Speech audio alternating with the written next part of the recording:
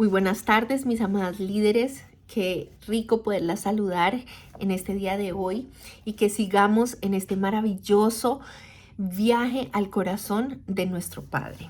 Hoy seguimos con la parte número 2 de la inmanencia de Dios y estamos en la página 135 hasta el final del capítulo, en la 143. Este capítulo personalmente me ha ayudado mucho a confrontarme en ciertas cosas. Vamos a ver y vamos a profundizar, porque en este capítulo, a diferencia de otros, no vamos a hacer 3 puntos o 3 conceptos como en otras ocasiones. Esta vez voy a darles una pequeña introducción y después el autor resalta 7 importantes cualidades de Cristo. Y mientras Él está resaltando estas cualidades de nuestro Señor, también nos está comparando a cómo es nuestro corazón y nuestra naturaleza como seres humanos. Y ahí vamos a poder entender, comprender un poco mejor qué significa esa inmanencia de Dios. Quiero volver a recalcar, ya lo he dicho, pero no es lo mismo que la omnipresencia. La omnipresencia es la presencia de Dios que está en todo lugar, ¿cierto? Pero la inmanencia es ese deseo que el Señor tiene de una relación cercana, íntima con su creación, que somos cada uno de nosotros. Entonces, la inmanencia es cómo el Señor se relaciona con su creación.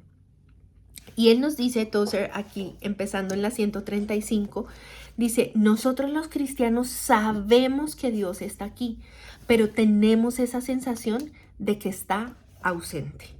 ¿Por qué sentimos que Dios está ausente cuando en realidad Él está allí y está cerca? Él nos da un ejemplo sobre el sol, ¿verdad? Y él habla de que el sol muchas veces no lo podemos ver. Hay temporadas como el invierno en que el sol está oculto.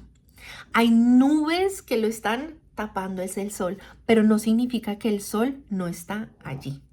Hay muchas ocasiones en que sentimos que esa etapa de invierno, ese frío, esa oscuridad nunca se va a acabar. Tenemos un hueco en nuestro corazón que nos dice Dios está ausente, pero esa no es la verdad ni es la realidad. Vamos a ver que Dios está allí, pero que hay nubes que impiden que su rostro sea revelado o sea manifiesto en nuestras vidas. Entonces, para eso vamos a comenzar viendo las 7 cualidades de Cristo. Él empieza hablando primeramente sobre la santidad. La santidad. Y él dice, ¿cómo podemos saber cómo es Dios cuando nosotros vemos a Jesús? Jesús fue hecho hombre y nos ayuda a modelar esa imagen de Dios porque Él es Dios hecho carne. Entonces, cuando nosotros vemos a Jesús, podemos ver las cualidades de Dios y Él es santo. ¿Sí? No tiene mancha, no está contaminado, está completamente limpio. Esa es la santidad de nuestro Señor. Y ahora dice, Él, le estamos diciendo, Señor, muéstrate, revélate a mi vida, pero Él, siendo un Dios santo, no puede manifestarse y revelarse cuando nosotros estamos caminando, viviendo lo opuesto.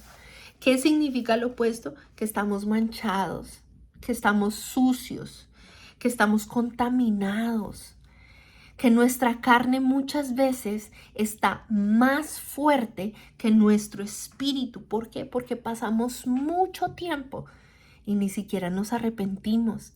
No nos damos cuenta que estamos mal.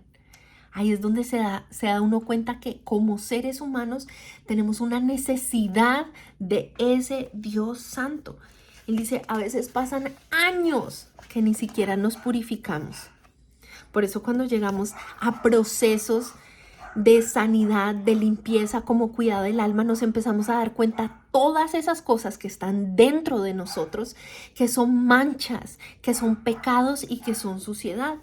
Entonces no es que el Señor no se quiere revelar, es que Él siendo santo no puede, Él dice aquí, el Señor no puede, un Dios santo, mostrarse en plena comunión con un cristiano impuro. Y muchas veces caminamos en carnalidad. No estamos caminando en el espíritu. No estamos haciendo lo que la palabra del Señor nos dice, sino lo que nuestra carne quiere. Caemos en las tentaciones, en las debilidades, en nuestras propias opiniones. Confiamos en nuestra propia fuerza. Entonces a veces no son solamente los pecados grandes, sino esas cosas pequeñas en el día a día que nos contaminan. Y gracias a eso es como una nube en la que el Señor no le podemos ver. Y no podemos sentir esa presencia de Él cerca de nosotros. Entonces Él nos muestra a un Señor Jesús santo en comparación con un ser humano contaminado. Esa es una de las primeras características o cualidades que Él nos muestra. La segunda es la generosidad. Esta es tremenda porque esta es una de las que me habló a mí en lo personal. Dice, Jesucristo es completa y absolutamente generoso al punto que se entregó a sí mismo. Estando aquí sobre la tierra, aún siendo un niño, estaba dispuesto a entregar, a dar no solamente las palabras de su tiempo, de su amor, de su abrazo, sanidad, libertad, salvación. Él vino a dar de una manera generosa. Y él dice, y esto lo contrastamos con un ser humano egoísta. Y lo que primero pensamos es, no, yo no soy egoísta, yo soy muy generosa. Pero en realidad Él dice acá que nosotros somos indulgentes, que nosotros somos egoístas porque todo lo que damos lo damos como con cierta medida. Voy a darme de mi tiempo, pero solamente puedo llegar hasta acá. Voy a dar esto, pero solo hasta acá, porque estamos pensando en nosotros, en lo que nosotros queremos, en lo que nosotros nos beneficia, en lo que nosotros nos hace bien. Entonces dice, estamos aún a veces cuando hacemos ministerio siendo autoindulgentes.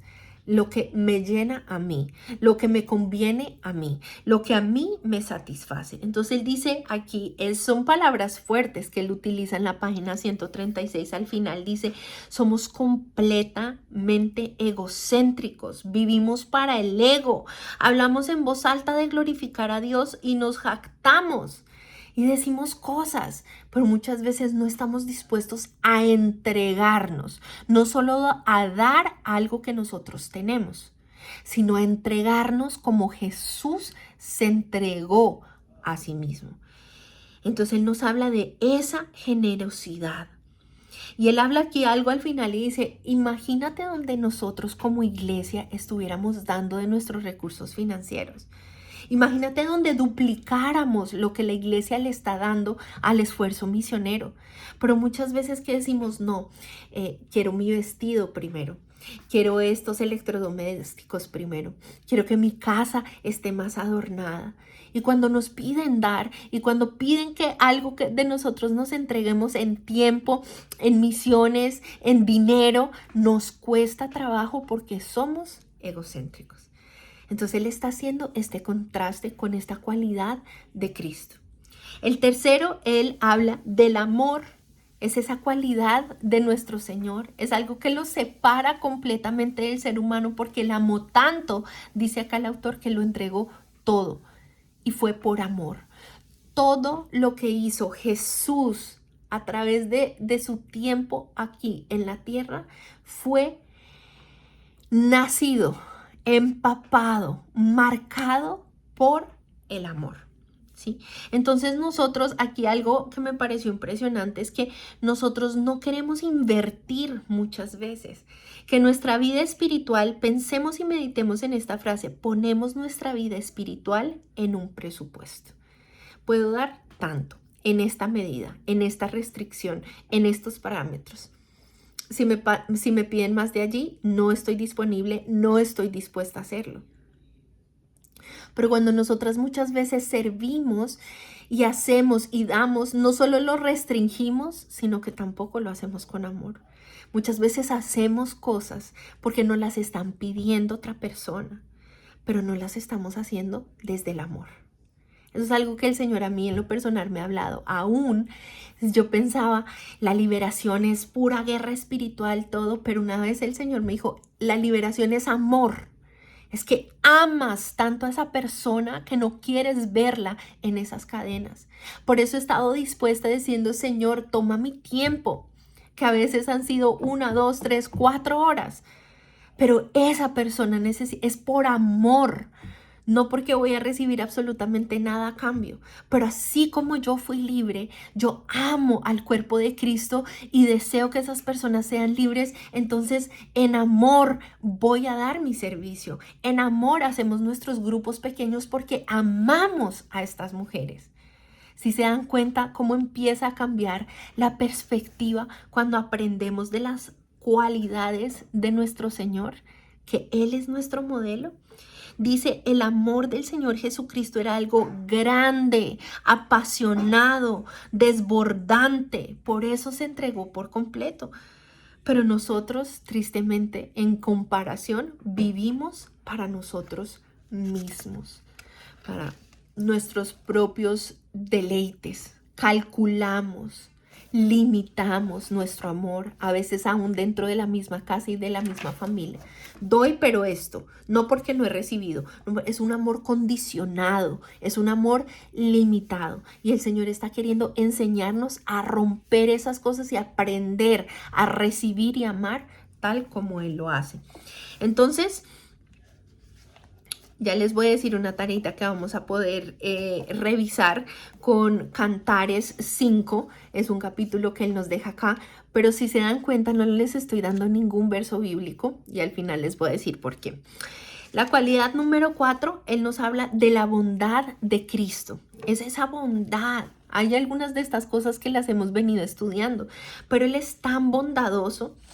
Entonces, cuando él da esa bondad, él quiere dar lo mejor. Es bondadoso, está dispuesto a dar, está dispuesto a entregarse, está dispuesto a ser amable, está dispuesto a ser dulce con cada uno de nosotros. Pero él dice, hay ese contraste de Jesús siendo un Dios bondadoso y lo compara con nosotros y nos dice, somos ásperos, somos severos, somos bruscos, somos amargos. Hay acidez en la vida de muchas personas, en lo que dice el autor. Y esto son palabras fuertes, pero digo, ¿en qué momento de mi vida yo he sido así? He sido amarga, ácida, brusca con las demás personas, cuando hemos sido insensibles, cuando hemos sido totalmente ciegos a la necesidad de otros. Pero Jesús era un Señor bondadoso y lo sigue siendo hasta el día de hoy. Mostró su bondad en todo tiempo. Lo vemos en las escrituras una y otra vez. Cuando decía, no dejemos que las personas se vayan sin comer. No dejemos que están cansados, están abatidos. No dejemos que las personas se vayan enfermas. Él estaba continuamente desplegando su bondad sin medida. Es que tanto nos está hablando el Señor de cómo está nuestro corazón. La quinta cualidad que Él nos habla es del perdón. Y esta es bien importante. Él es un Señor perdonador. Y lo más tremendo es que Él nos muestra que Él es un Dios perdonador y lo demostró, dice, al morir de una manera violenta. Porque aun mientras estaban latigando a Jesús, mientras le estaban haciendo daño, aun desde el arresto, cuando Pedro corta la oreja de este hombre y Jesús les está perdonando de este momento y le está rogando al Padre, no tomes en cuenta estas ofensas, Señor, perdónalos porque no saben lo que hacen. Él es un Señor perdonador, eso está en Él. ¿Y cómo somos nosotros en contraste? Somos vengativos. Deseamos que le suceda cosas malas a esa persona. Nos acordamos de cosas que nos han hecho desde niños, desde el colegio, desde la adolescencia. Nos acordamos de las cosas que nos dijo el esposo o nos dijeron los hijos o las personas que hicieron daño en la iglesia. Nos aferramos a ese dolor porque no tenemos un corazón por naturaleza perdonador. Y Él nos está confrontando. Hay esa amargura. Hay ese deseo de venganza que hay en tu corazón en contraste al Señor Jesús. El número 6, este también me impactó porque dice el celo de Jesús. Y nombra aquí el Salmo 69:9 que dice, me consumió el celo de tu casa. Había un fuego dentro de Jesús nuestro Señor. Y ese fuego en su corazón era arde por hacer la voluntad del Padre. Porque la iglesia se ha guardada. Hay un celo dentro de Jesús. Y dice, pero ¿cómo somos nosotros? Cristianos tibios. No vamos a las oraciones porque nos da pereza, nos da sueño, estamos cansados. Somos descuidados, dormidos, aletargados. Hay un letargo en la iglesia de Cristo. Esto es lo que nos está diciendo el autor. Y si nosotros queremos ser como Jesús, debería haber un celo que arde dentro de nosotras. Porque la iglesia esté avivada, en fuego y sirviendo y cumpliendo la gran comisión. Por último, el número 7, él nos dice la humildad de Jesús. Fue el Altísimo, el Señor que podía hacerlo todo, que en sus manos estaba el poder para destruir a cualquiera de los que se oponían a él, a los que le hicieron daño, a los que lo crucificaron. Sin embargo, él se humilló y él actuó como el más bajo. Se humilló para cumplir la misión por la cual vino en esta tierra. ¿Y cómo somos nosotros? A veces, siendo lo más bajo, actuamos como los más orgullosos. Actuamos muchas veces soberbios, arrogantes. ¿Cómo lo hacemos? A veces no es porque digamos soy soberbio, soy arrogante, pero en las actitudes, en nuestra manera de hablar. Yo ya sé eso, yo no necesito. Cuando no buscamos la guía, cuando no buscamos el consejo, cuando nos ponemos hacia la defensiva, somos arrogantes y soberbios a veces en el trabajo, a veces en la casa. En la manera que hablamos nos podemos dar cuenta que hay arrogancia, ego, orgullo dentro de nosotros. Entonces, cuando él cierra este capítulo, él está diciendo, hay un Dios anhelando una relación estrecha y profunda con cada una de nosotras. Pero necesitamos parecernos a Dios para entrar en esa intimidad con Él.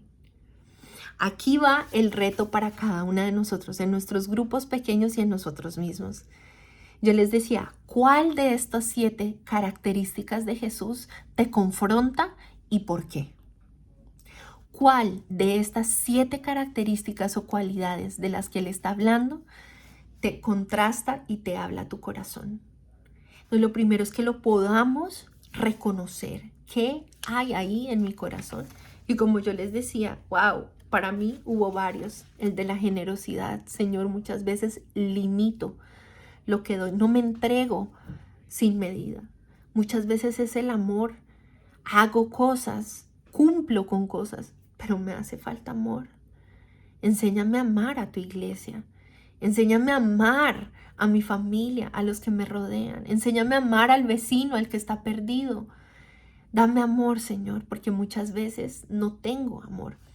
Entonces el ejercicio aquí es que nosotras, cada una, seamos confrontadas. ¿Cuál es esa característica de Jesús que te confronta a ti misma en tu corazón?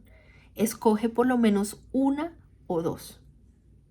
Y cuando la hayas escogido, escribe qué es lo que el Señor te habla. Y ahí es donde vas a buscar. No solo el versículo que te está dando el autor, no cualquier versículo que te pueda dar yo. Yo quiero que tú le pidas al Señor esa palabra acerca de esa característica de Jesús. Si es el amor, el celo, la humildad, la generosidad, lo que Él te está hablando, que tú anotes ese versículo y que tú digas, en contraste, yo puse, sí he sido áspera, he sido egoísta, me he limitado muchas veces, he deseado venganza sobre personas que me han hecho daño y he anotado un par de cosas aquí empezando con este ejercicio, así que yo te animo que tú hagas lo mismo. Cuando ya lo tengas, lo último que vamos a hacer es orar arrepentimiento. El arrepentimiento es reconocer, Señor, no eres tú el que está lejos, soy yo, la que por mi pecado, la que por mi carnalidad pongo esas nubes que nublan tu presencia en mi vida. Es por mi pecado y mi impiedad que yo no he podido verte. Por eso la palabra nos dice, pero sin santidad es imposible agradar a Dios y ver a Dios. Dice que los puros de corazón le verán. Así que vamos a entrar en una actitud de arrepentimiento, de humillarnos delante de Él. Y dice Él, cuando Pedro le veía de lejos a Jesús, dice que Él lloró amargamente. Y si muchos de nosotros ni siquiera nos damos cuenta y ni siquiera nos duele que no tenemos la presencia de Dios. Nos hemos acostumbrado a vivir sin Él. Pero creo que esta es una buena oportunidad que le digamos, Señor, yo te necesito, yo quiero tu presencia manifiesta, tu inmanencia en mi vida, una relación estrecha, una relación íntima, una relación en que yo muero a mí misma para adoptar tu naturaleza y parecerme más a ti, Señor. Así que las animo, mis amadas, a que este sea un capítulo en el que podamos identificar esas cosas que necesitamos arrepentirnos delante del Señor. Espero que les bendiga este capítulo y nos vemos muy pronto. Besos, bendiciones.